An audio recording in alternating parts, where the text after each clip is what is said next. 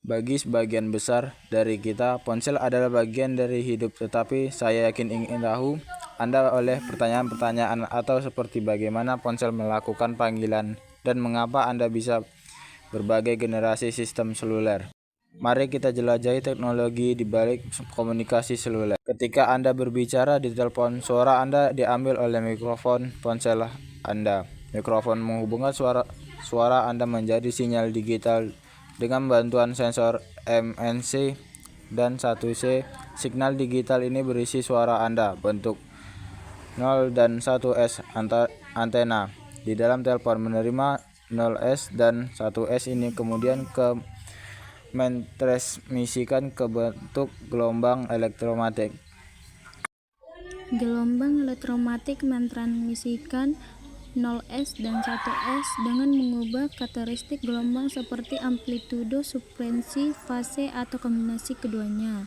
Misalnya, dapat dalam hal frekuensi ini, 0 dan 1 ditransmisikan dengan menggunakan masing-masing frekuensi rendah dan tinggi. Jadi, jika Anda bisa menemukan cara untuk mengirim gelombang elektromagnetik ke telepon teman, maka Anda bisa melakukan panggilan. Namun, gelombang elektromagnetik tidak mampu melakukan perjalanan jarak jauh. Gelombang akan kehilangan kekuatan karena kehilangan benda-benda, peralatan listrik, dan beberapa faktor lingkungan lain. Jika tidak ada masalah seperti tersebut, itu pun gelombang elektromagnetik tidak akan berlangsung selamanya karena struktur bumi yang melengkung. Untuk mengatasi masalah ini, dibuatlah menara sel menggunakan konsep teknologi seluler. Dalam teknologi seluler, area geografi dibagi menjadi sel-sel heksagonal dengan masing-masing sel memiliki menara dan slot frekuensinya sendiri. Secara umum, menara sel ini dihubungkan melalui kabel atau lebih khususnya kabel serat optik. Kabel serat optik diletakkan di menara atau di lautan untuk menyediakan konektivitas nasional atau internasional. Gelombang elektromagnetik yang dihasilkan oleh ponsel diambil dari menara dan mengubah menjadi fase cahaya frekuensi tinggi. Volt cahaya ini dibawa ke base transmisi firebox yang diletakkan di dasar menara. Untuk pemesanan sinyal lebih lanjut, setelah diproses, sinyal suara diarahkan ke arah menara tujuan. Setelah menerima, valve menara tujuan akan memancarkan keluar dari bentuk elektromagnetik dan ponsel teman dan menerima sinyal. Sinyal ini mengalami proses terbalik dan teman mendengar suara Anda. Jadi memang benar bahwa komunikasi seluler tidak sepenuhnya nirkabel, namun tetapi menggunakan nirkabel juga. Beginilah cara kerja seluler dilakukan, tetapi ada masalah besar yang sengaja tidak kami jawab. Komunikasi seluler hanya berhasil ketika menara Anda mentransfer sinyal ke menara teman. Tetapi bagaimana menara Anda tahu di area menara sel mana Anda berada? Nah, untuk proses ini, menara yang disebut Mobile Switch Center atau MC. MC adalah titik pusat dari sekelompok menara sel. Sebelum melangkah lebih jauh, mari kita jelaskan informasi tentang MCC. Ketika Anda membeli kartu SIM, semua informasi berlangganan terdapat dalam MCC yang ditentukan. MCC ini akan menjadi home MCC Anda. Home MCC menyimpan pakaian layanan seperti lokasi Anda saat ini dan status aktivitas Anda. Jika Anda pindah keluar dari home MCC, MCC baru menggantikan pelayani Anda dikenal dengan Forek MCC. Ketika Anda masuk wilayah Forek MCC, MCC ini akan berkomunikasi dengan MCC Anda. Singkatnya, home MCC Anda selalu tahu di mana Anda berada. Untuk memahami di mana lokasi sel pelanggan dalam area MCC, MCC menggunakan beberapa teknik. Salah satu cara adalah mempengaruhi lokasi pelanggan setelah periode tertentu. Ketika ponsel melewati sejumlah menara yang telah ditentukan, pemburuan lokasi kembali dilakukan. Yang terakhir adalah ketika ponsel dihidupkan. Mari kita coba memahami semua produser ini dengan sebuah contoh. Misalnya, Emma ingin menelpon John. Ketika Emma memanggil nomor John, pemerintahan panggilan tiba-tiba di home MCC Emma. Setelah menerima panggilan John, pemerintahan akan diteruskan ke MCC John. Sekarang MCC John memeriksa saat ini.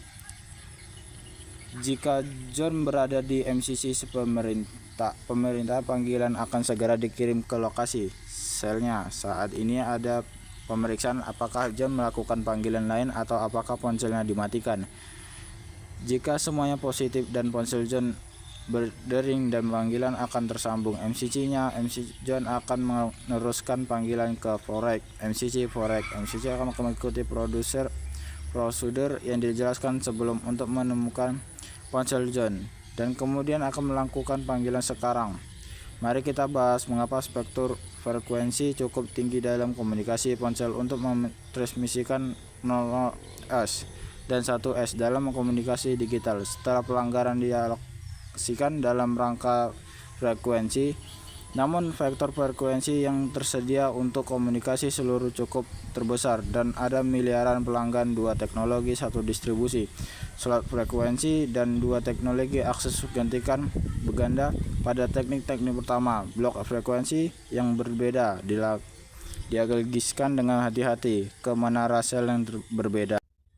Dalam teknik akses frekuensi, ini didistribusikan secara efisien di antara semua pengguna aktif di area sel. Sekarang pertanyaan besar, mengapa ada generasi berbeda dari teknologi ponsel? Awalnya memungkinkan pengguna untuk pertama kalinya membawa telepon tumble. Derita dua masalah utama.